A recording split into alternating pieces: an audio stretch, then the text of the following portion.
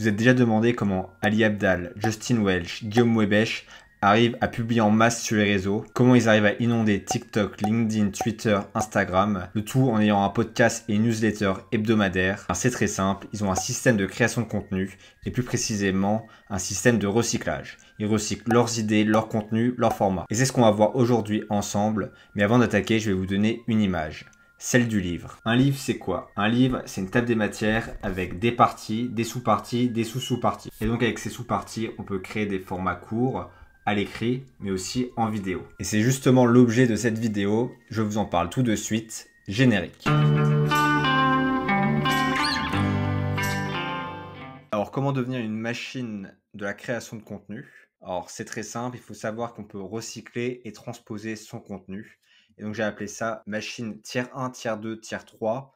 Je vais vous montrer à quoi ressemble le schéma tout de suite. Donc voilà, là, vous n'allez pas forcément comprendre en début de vidéo, évidemment, mais à la fin, ça sera très clair pour vous. Voilà, j'ai décomposé en 3 tiers en fonction de la durée des contenus.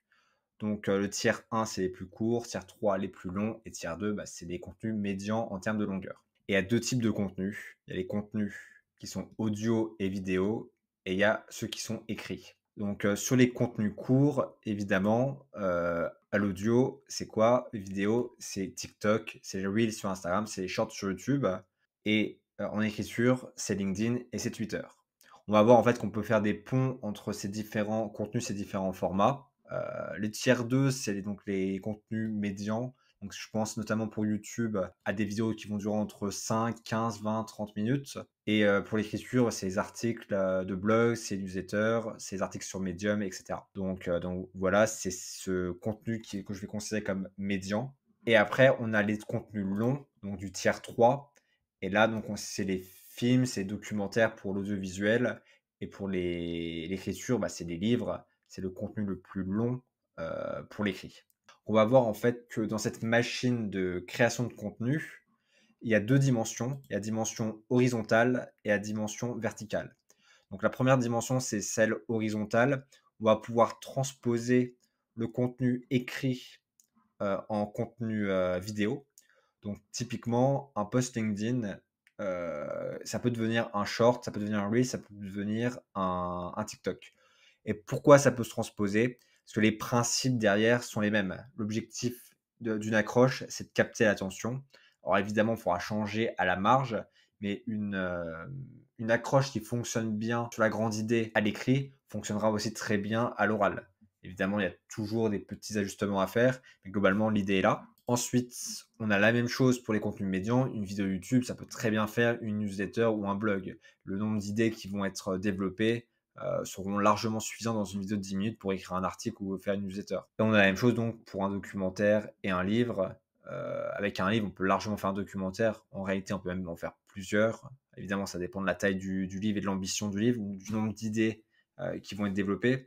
Notamment dans les livres de non-fiction, on se rend compte avec le temps que la plupart, ce sont des livres qui se résument en fait à un article de blog qui a été étendu sur 200 pages parce qu'il fallait bien vendre un livre et qu'un livre fait 200 pages dans le monde du business. Petit taquet pour les bouquins de non-fiction, et bon, la plupart des livres en réalité c'est des blog posts. Et avec la dimension horizontale, on a un autre élément, c'est quoi? C'est la dimension verticale, tout simplement. Alors la dimension verticale, comment elle fonctionne? C'est tout simplement ce qu'on va voir juste après, qui est là, c'est que 3 shorts peuvent faire une vidéo YouTube. Des idées qu'on va développer sur 3 vidéos shorts, on peut très bien les étendre un petit peu et en faire une vidéo YouTube de 10 minutes.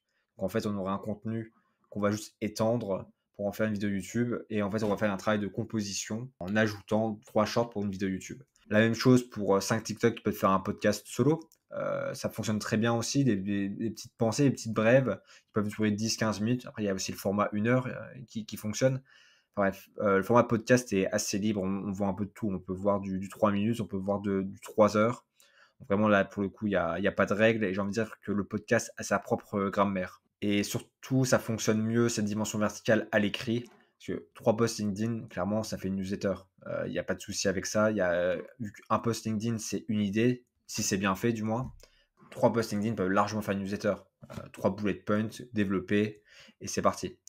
Idem pour site 8. Site 8, ça va être 6 idées Et là, pareil, ça peut faire un article de blog, il y a absolument pas de souci. Donc voilà, et pareil, 10 articles de blog égale un livre, 15 newsletters égale un livre.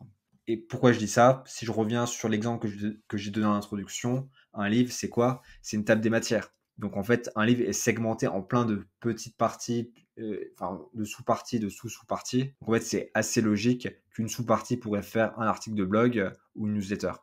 Donc en fait, une fois qu'on a toute cette compréhension de transposition, de recyclage de contenu, ce qu'il faut comprendre, c'est que un contenu qui est réalisé, il va pouvoir servir plusieurs fois. Donc je trouve que mentalement, quand on est créateur de contenu, savoir que des idées qui vont être développées, elles peuvent être recyclées, réutilisées, bah, ça incite plus à créer parce qu'on sait très bien que ça va être éphémère. Déjà, on peut le faire pour notre propre plaisir, mais en plus, on peut diffuser ce message sous plein de formats, sous plein de concepts différents. Et moi, je sais que ça m'a beaucoup aidé. J'avais une certaine frustration quand je faisais que du YouTube. C'est de me dire, OK, bon, bah, je passe beaucoup, beaucoup de temps sur la recherche de mes vidéos. En fait, est-ce que c'est si rentable que ça d'un point de vue productivité? Sachant que, en fait, bah, la vidéo, potentiellement, elle va flopper. Là, en recyclant votre contenu, vous avez la possibilité, donc des fois, juste en changeant l'accroche et en gardant le corps du contenu, du texte, d'avoir une seconde chance pour faire un maximum de portée et d'être lu ou d'être vu beaucoup plus de fois. Donc voilà, c'est un bon moyen de se mettre à créer et de pas avoir cette frustration de se dire: «OK, bon, moi, je passe beaucoup de temps sur un contenu, mais au final, pour quel résultat?» Qui peut être une vraie frustration chez le créateur de contenu qui va notamment flopper. Et dans la dimension verticale, ce qui est intéressant, c'est quoi? C'est que ça fonctionne dans les 2 sens. La composition peut très bien fonctionner en décomposition avec un livre qui va donner 10 articles de blog ou 10 articles de blog qui vont donner un livre. Donc c'est vraiment dans les 2 sens et c'est pour ça que j'ai mis un égal et pas une flèche, directionnelle. Donc si je reviens sur le schéma de fin, donc voilà, la vidéo va assez vite, mais là je pense que maintenant vous êtes en mesure de comprendre ce schéma que je vous ai montré en début de vidéo. Donc on a une transposition qui est verticale, donc c'est pour ça que j'ai mis les flèches dans les 2 sens. C'est qu'on peut faire une composition de plusieurs vidéos YouTube pour faire un documentaire. On peut faire une composition de plusieurs TikTok pour faire une vidéo YouTube. Et inversement, on peut décomposer une vidéo YouTube pour en faire plusieurs shorts, plusieurs reels, plusieurs TikTok. Quand je dis décomposer, c'est pas forcément reprendre le contenu même, je parle vraiment des idées. C'est ça qu'il faut comprendre. Et donc chaque idée individuellement peut être utilisée pour un format court. Parce que généralement, ce qu'on dit dans un format court, que ce soit un tweet, un LinkedIn ou un short, c'est une idée, un contenu. On n'a pas le temps de développer plus sur ces types de formats. Donc voilà, c'est vraiment une idée, un contenu.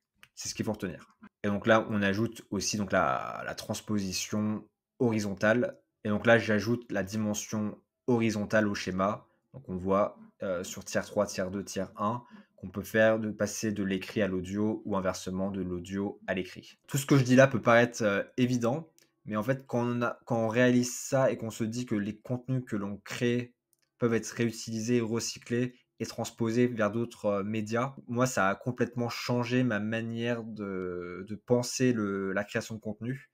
Et j'avais plus cette frustration en moi en me disant: «Ah là là, je passe énormément de temps sur, mes recherches et si jamais, bah, mon contenu foire, ma vidéo YouTube foire».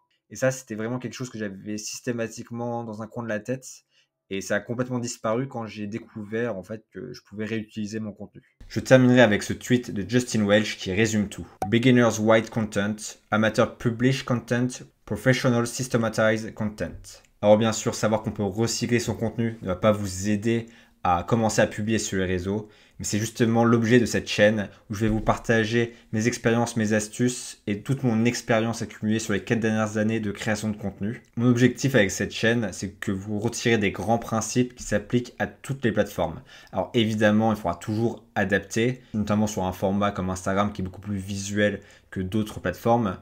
Mais globalement, il y a des grands principes comme comment capter l'attention, comment faire une accroche, comment faire un bon appel à l'action pour créer du contenu avec un véritable objectif derrière, une finalité qui peut être par exemple une inscription à une base mail, vendre directement, peu importe, mais il faut que les messages soient clairs et tout ceci, je vais essayer de vous l'apprendre à travers cette chaîne. J'ai profité de la fin de cette vidéo pour me présenter, donc je m'appelle Maxime Kurdali, j'ai 27 ans et donc je crée du contenu en ligne depuis à peu près 4 ans.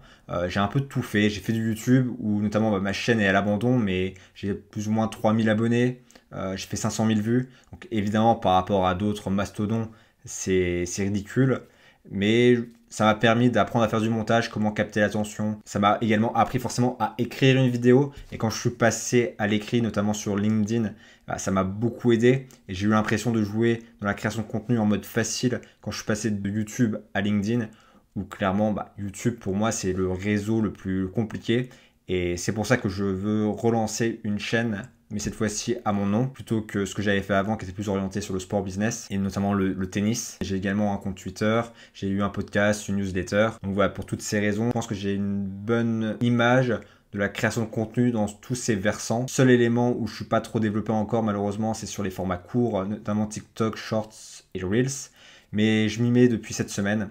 Donc au final, voilà, j'ai un peu tout fait actuellement, hormis peut-être le livre que je n'ai toujours pas publié. Donc voilà, cette vidéo est déjà bien trop longue, je m'arrête ici et je vous dis à très vite pour la prochaine.